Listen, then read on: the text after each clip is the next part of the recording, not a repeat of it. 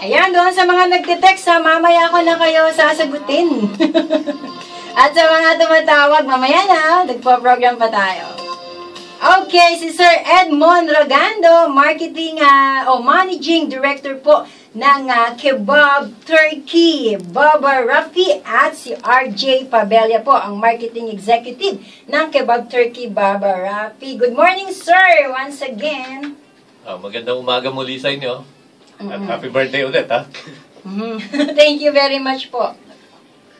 Okay. Sige, isa pa. Alin? Ayos na.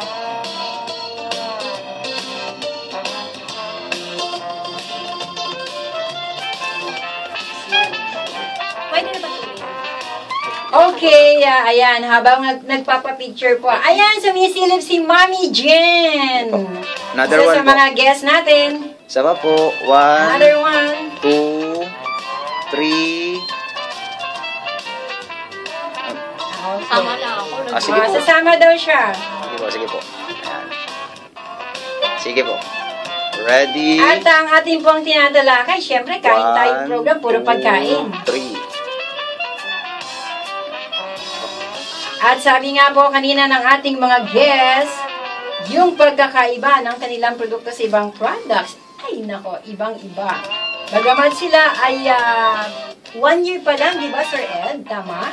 Yes. Sir Ed, 1, Ayan. 2, 3. At marami pong mga produkto, itong Kebab Turkey. Ulitin lang natin, Sir Ed, ano? Ang mga produkto po ninyo. Go. Meron kaming beef kebab.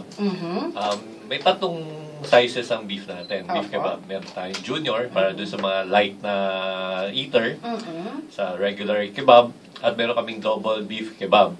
So, yung double beef kebab namin, mamaya ibabanggitin sa inyo ni RJ kung ano yung mga price ceiling natin. Ayan, tama po yun. Yun nga po yung tinig sa atin, how much daw po yung mga binanggit natin, okay? Yes, then also we have chicken naman, no? Chicken kebab. Tatlong variety rin, tatlong sizes. Meron siyang junior, para hindi naman mabigat sa tiyan. Yes.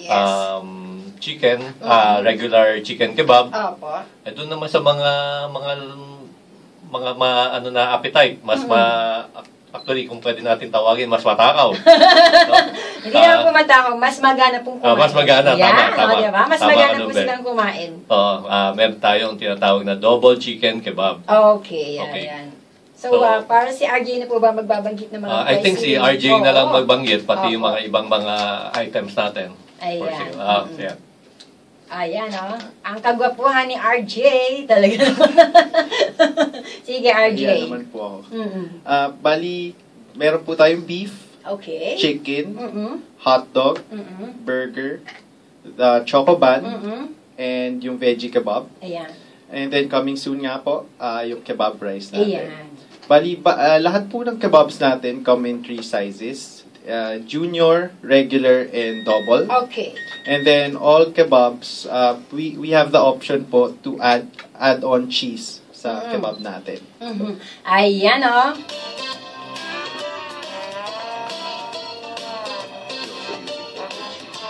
Okay po. Sa mga nagtatanong, saan daw po matatagpuan siguro like tuner ang kebab turkey natin? Sir Ed. Existing na kami, no? Bali, may mga mga malls tulad ng Robinson's Place Manila. Meron din kami sa may Makati area, sa De La Rosa Car Park. Sa loob ng UST campus, meron din kami. Ayan. Sa may St. Thomas Square, sa may University Belt. Recently, na-open pa lang namin doon sa may Alabang Town Center, sa Food Choices, second floor. Then we also have BF Homes Supermarket sa Robinson Supermarket. Then, RJ, may nalimutan pa ba ako? Opo, boss. Yung last po natin inopen would be our Trinoma branch. Yun, tama. Okay, so kung halimbawa po, pwede rin po ba sa inyong mag-order? Halimbawa, nasa bahay lang at gusto pong mag-order, meron din ba tayong delivery? Yes po. Sige po. You only have to dial 87878.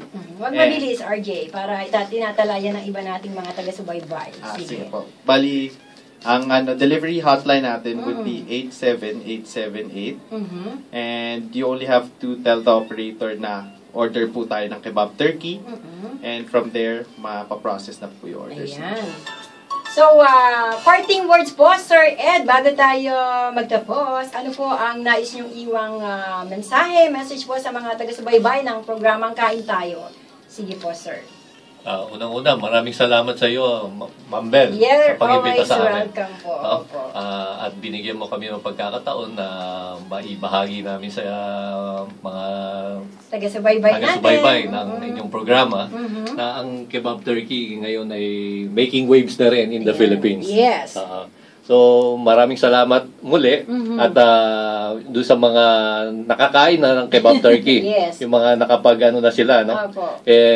Tell your friends, tell your families na Middle Eastern food to. Pero usually, pag Middle Eastern food kasi, ang isip natin, mahal ang pagkain. Pero ito, affordable, kayang-kaya ng bulsa. Ayan. RJ. Thank you po ulit, Miss Bel, sa pag-invite po sa amin Welcome sa inyong po. show. And parting words for Kebab Turkey.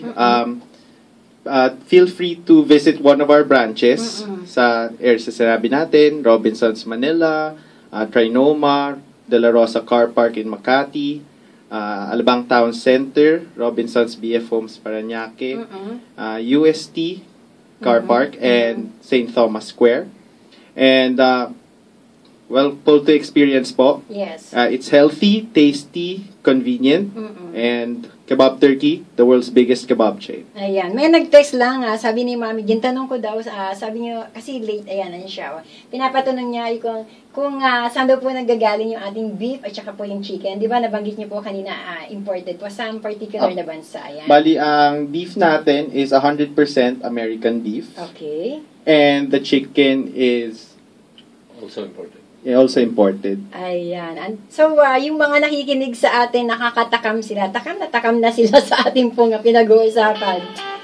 Nagpapasalamat po kami kay Sir Edmond Rogando, ang Managing Director po ng Kebab Turkey.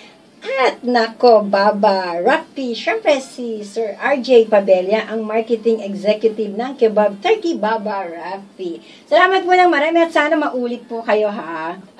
Ay, maraming salamat din sa pagkakataon na ito. Opo. Baka meron kayong nais na batiin, mga friends po ninyo out there. Si Janice nakikinig. RJ, mauna ka na. Mag-iisip ko na. Sige, RJ. Batiin ko lang po yung family ko and my sige. brothers. And batiin ko lang po si Sir Parker. And of course, Tita Arlene ko po. And then to all the listeners out there, thank you po for listening. Feel free to add us on Facebook. May Facebook. Like us on Facebook, Kebab Turkey PH. Or follow us on Twitter, Kebab Turkey PH din po. Kayo po, Sir Edmond. Binabati ko yung pamilya ko, no? Si Madam Shirley. Madam Shirley. Saka yung mga anak ko. Sana gising sila at nakikinig dahil today is Sunday. Yes, rest day nila. Yes. Okay, nako, thank you so much again, Sir Ed at Sir RJ for coming in our station, Eagle Broadcasting Corporation. Maraming salamat po sa inyo. Okay, thank you rin po. Magbabalik pa po ang programang Kain Tayo. Sandaling-sandali lang.